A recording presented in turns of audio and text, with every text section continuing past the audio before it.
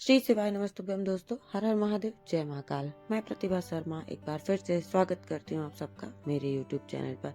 आज का दिन यानी कि 12 जनवरी, और ये दिन बहुत ही खास, बहुत ही विशेष हो जाता है क्योंकि आज के दिन जो है वो प्रदोष है और साथ ही साथ है दिन कौन सा, शनिवार का। तो शनिवारी प्रदोष, जी हाँ दोस्तों, शनिवारी प्रदोष का बहुत ज़्यादा महत्व गुरुदेव ने अपनी कथाओं में बताया है। प्रदोष तो हर महीने में पड़ती है, लेकिन जो प्रदोष शनिवार के दिन पड़ती है यानी कि शनिवारी प्रदोष जो होती है उसका विशेष करके महत्व होता है। तो इस वीडियो में मैं ऐसे उपाय के बारे में बात करने वाली हूँ जो कि आज के दिन आपको करने हैं, यानी कि आपको कराना है इस शनिवारी प्रदोष के दिन शिव पार्वती का मिलन। जी हाँ दोस्तों, शिव पार्वती के मिलन का एक दीपक आपको प्रज्वलित करना है, और इसको करने से आपकी जो भी इच्छाएं, जो भी मनोकामनाएं, जो भी विशेष जो हैं, जो आपके जीवन के कष्ट हैं, वह सारे कष्ट दूर हो जाएंगे और आपकी इच्छाएं, मनोकामनाएं जो हर प्रयत्न करने के बाद भी आज भी अपूर्ण है, आज भी अधूरी हैं, तो आपको इस उपाय को जरूर करना चाहिए। इस उपाय को करने से आपके जीवन में महत्वपूर्ण परिवर्तन आपको देखने को जरूर मिलेंगे। तो चलिए बात कर लेते हैं कि कैसे शिव पार्वती मिलन का यह दीपक आपको प्रज्वलित करना है। यहाँ पर 2 तरीके मैं आपको बताने वाली हूँ कि किस तरीके से आप दीपक को बना सकते हैं। बात कर लेते हैं पहले दीपक की। लेना है आपको मिट्टी का दीपक, और साथ ही साथ इसमें प्रयोग करेंगे हम गाय का शुद्ध देसी घी। तो जो पहला तरीका है उसमें क्या करना है, एक लेना है आपको लंबी बत्ती और दूसरी लेनी है आपको गोल बत्ती। जी हाँ, जो लंबी बत्ती होती है वो माँ पार्वती के लिए होती है और जो गोल बत्ती होती है भगवान शिव के लिए होती है।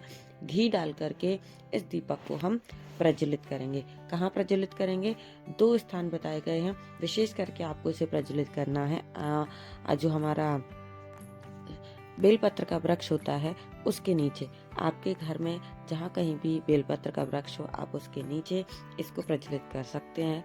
सबसे पहले कहा जाता है कि दीपक को सीधा धरती पर नहीं रखते हैं, इसलिए अनाज के कुछ दाने रखने हैं आपको। ठीक है, अनाज के कुछ दाने, जैसे कि हमेशा की वीडियो में बताती हूँ, पर यहाँ पर कौन सा अनाज लेना है, यहाँ पर आपको लेना है काला तिल। तो काले तिल के कुछ दाने रख करके दीपक को उसके ऊपर रखना है और बेल वृक्ष के नीचे इस दीपक को प्रज्वलित करना है। तो दोनों ही बत्तियां आपको प्रज्वलित करनी है। जब आप लंबी बत्ती प्रज्वलित करते हैं तो माँ पार्वती का, माँ गौरा का, माँ सती का ध्यान करते हुए प्रज्वलित करें, और जब आप गोल बत्ती प्रज्वलित करते हैं तो आपको शिव का स्मरण करना है और उस गोल बत्ती को प्रज्वलित करना है। साथ ही साथ जलते हुए दीपक में आपको क्या करना है, कुछ चावल के दाने डाल देने हैं। तो ये तो हुआ हमारा पहला उपाय। आपने जलते हुए दीपक में चावल के कुछ दाने डाले, हाथ जोड़ करके ईश्वर से प्रार्थना कीजिए कि हे ईश्वर, हमारी जो भी कामनाएं अधूरी रह गई हैं उनको आप जरूर पूरा कीजिए और जीवन के कष्टों को दूर कीजिए। जिस भी प्रकार से आप अपनी प्रार्थना ईश्वर तक पहुंचाना चाहें जरूर कीजिएगा और आपको इसका लाभ अवश्य मिलेगा। चलिए अब मैं बता देती हूँ दूसरा तरीका क्या है। दूसरा तरीका, आप एक मिट्टी का दीपक लेंगे और आपने जो लंबी बत्ती होती है वो 2 लंबी बत्ती लेनी है। पहली लंबी बत्ती के ऊपर आपको दूसरी लंबी बत्ती को लपेट देना है। जैसे आपने देखा है ना, रस्सी होती है वो कैसे लपेटी हुई होती है एक दूसरे में, है ना। तो पहली बत्ती के ऊपर आपको दूसरी बत्ती को इस तरीके से उसके चारों तरफ गोल गोल घुमा करके लपेट देना है और ऊपर जाकर के उन दोनों को जोड़ देना है। सेम प्रक्रिया है कि आपको इसमें डालना है गाय का शुद्ध देसी घी। दीपक को प्रज्वलित करेंगे बेल वृक्ष के नीचे, हमेशा की तरह नीचे रखना है काले तिल के दाने, और जलते हुए दीपक में अनाज के कुछ दाने डाल करके आपको बेल वृक्ष के नीचे इसको प्रज्वलित करना है। हाथ जोड़ करके ईश्वर से कामना करनी है, ईश्वर से प्रार्थना करनी है कि हे महादेव, हे भोलेनाथ, हे माँ सती, हमारे जीवन के कष्टों को दूर कीजिएगा, और हम तो नादान व्यक्ति हैं, आपके ही बच्चे हैं, हमसे जीवन में जो भी गलतियाँ हो रही हों आप उन्हें क्षमा करें, अपनी दया दृष्टि हमारे ऊपर बनाए रखें। दोस्तों, ये तो मैंने अपने शब्द बताए हैं। आप जब भी ईश्वर से प्रार्थना करते हैं, जब भी ईश्वर के मंदिर जाते हैं, जब भी उनसे कामना करते हैं या जो भी आप उनसे चाहते हैं, तो आपको अपने मन में उठने वाले भाव, जो आपका मन कहता है, जो भी आपके मन में भाव उठते हैं, उस भावों को भगवान के समक्ष रखना चाहिए, ईश्वर से प्रार्थना करनी चाहिए। और जब आप सच्चे दिल से कोई उपाय करते हैं और ईश्वर के समक्ष खड़े होकर के पूजन पाठ ध्यान करते हैं, उनका स्मरण करते हैं, दिल से उनको पुकारते हैं, वह आपकी बात ज़रूर सुनते हैं। तो यहाँ पर दोस्तों मैंने एक छोटा सा उपाय बताया जो कि आपको शनिवारी प्रदोष के दिन यानी कि आज के दिन जरूर करना चाहिए। सबसे सरल सा उपाय है, कोई भी करेगा तो उसको लाभ अवश्य मिलेगा। चलिए बात कर लेते हैं दूसरे उपाय की, जो कि आपको करना है हनुमान जी के मंदिर में पीपल के पत्ते से। शनिवार का दिन है, प्रदोष का दिन है, बहुत खास हो जाता है और शनिवार यानी कि भगवान हनुमान का दिन। एक पीपल का पत्ता लेना है, साफ शुद्ध प्यारा सा एक पीपल का पत्ता तोड़ लीजिएगा और उसके ऊपर आपको चंदन से लिखना है क्या, जय श्री राम।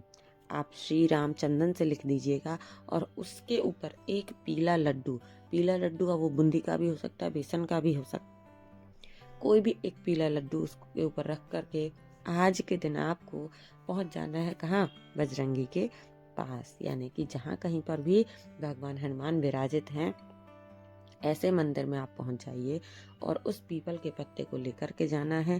पीपल के पत्ते को लेकर के जा कर के मंदिर में ही आपको उसका ध्यान रखना है कि श्री राम मंदिर में पहुंच कर लेके आएं। उसके ऊपर लड्डू का भोग रखें और भगवान के सामने समर्पित कर दें। भगवान के सामने समर्पित करने के बाद में वहीं सामने बैठ कर के आपको एक पाठ जो है वो हनुमान चालीसा का कर लेना है। अगर आप सक्षम हैं आप सुंदरकांड का पाठ भी कर सकते हैं, अन्यथा हनुमान चालीसा का पाठ कर लीजिएगा। भगवान से कामना कीजिएगा, हे अंजनी पुत्र, जो भी हमारे जीवन के संकट हैं आप उनको दूर कीजिएगा। आप तो संकट मोचन हैं और हमारे जीवन के जो रुके हुए कार्य हैं, व्यापार बिजनेस नौकरी में जो तरक्की नहीं हो पा रही है उसमें आप गति प्रदान कीजिएगा।